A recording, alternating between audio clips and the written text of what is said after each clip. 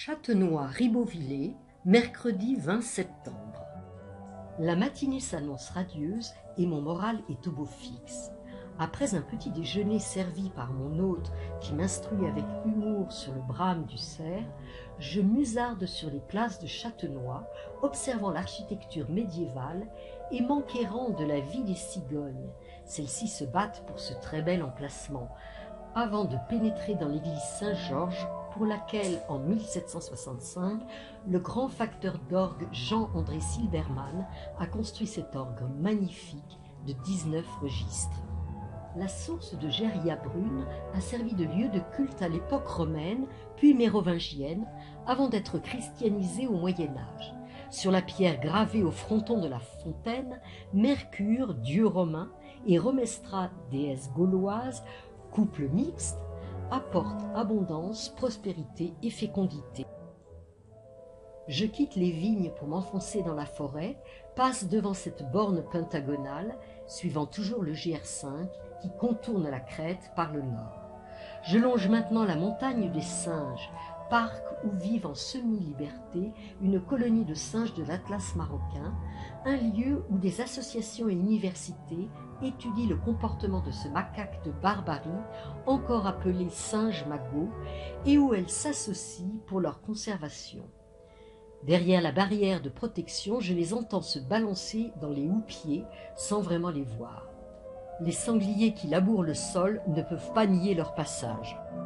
Je traverse une forêt mixte, gérée durablement, forêt de châtaigniers, de hêtres, d'épicéas, mais aussi de sorbiers des oiseleurs, appelés arbres à grives, aux fleurs blanches odorantes et aux fruits rouges, de chênes rouges d'Amérique, rouge vif à l'automne, de merisiers, de Douglas, lui aussi originaire d'Amérique, de charmes, de chênes rouvres, de pins sylvestres, de sapins pectinés et de bien d'autres encore.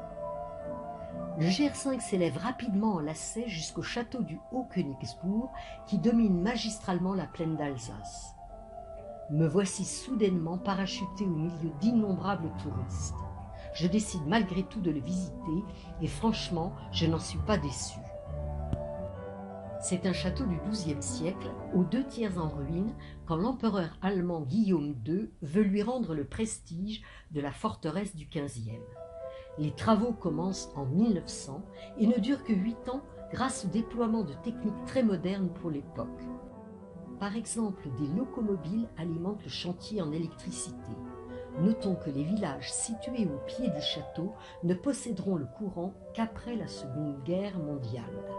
Voici son architecte, Baudot et Barthes, entouré des ouvriers endimanchés pour la photo. Il analyse les décombres pour reconstruire la ruine de manière vraisemblable. Il interprète les archives et compare avec d'autres châteaux forts européens. 2,5 tonnes de débris et 32 000 fragments sont collectés sur le site. Le chantier est colossal et le résultat est impressionnant. Dans les cuisines, ce tonneau de 8500 litres, appelé foudre, date de 1670. Je traverse de nombreuses salles magnifiquement et confortablement meublées. La forêt, toujours, et le GR qui descend jusqu'à Tannenkirch. Je m'assieds quelques instants au pied de cet arbre à lire sympathique et poursuis à travers ce village prisé comme lieu de repos, mais dont les maisons éparpillées n'ont pas de charme véritable. Les sculptures de ces piliers de la mairie sont l'œuvre d'André Bossard, enfant du pays. À la sortie de Tannenkirch, dans cette forêt d'épicéas, je trouve le moyen de louper un embranchement, ce qui ne prête pas du tout à conséquence et qui me permet au contraire de faire la rencontre d'un Parisien, lui-même égaré, et de deviser aimablement avec lui en cheminant quelques instants de conserve. La route est encore longue avant d'arriver au château du Haut-Ribaupierre, abandonné au XVe siècle et dont Winkler donne la reconstitution. Mais le plus beau ici est la vue sur la ville de Ribeauvillé et sur la plaine d'Alsace. Pourtant, après une belle descente en lacet, le plus impressionnant est encore à venir avec le château de Diersberg, magnifiquement altier sur son roc. Giersberg, qui signifie mont du vautour en allemand, déjà mentionné au XIIIe siècle sous le nom de Stein in Rappelstein, a été construit pour renforcer la défense de son frère d'armes, Saint Ulrich. Car du haut de son roc, au pied de son donjon, la vue s'étend sur un troisième château, Saint Ulrich, résidence des seigneurs de Ribaupierre. Magnifique! Son donjon carré et les fenêtres romanes de la salle des chevaliers sont merveilleusement conservés. Je n'oublierai pas ces instants. Le panneau indique une châtelaine dont je me fais un plaisir de prononcer le nom.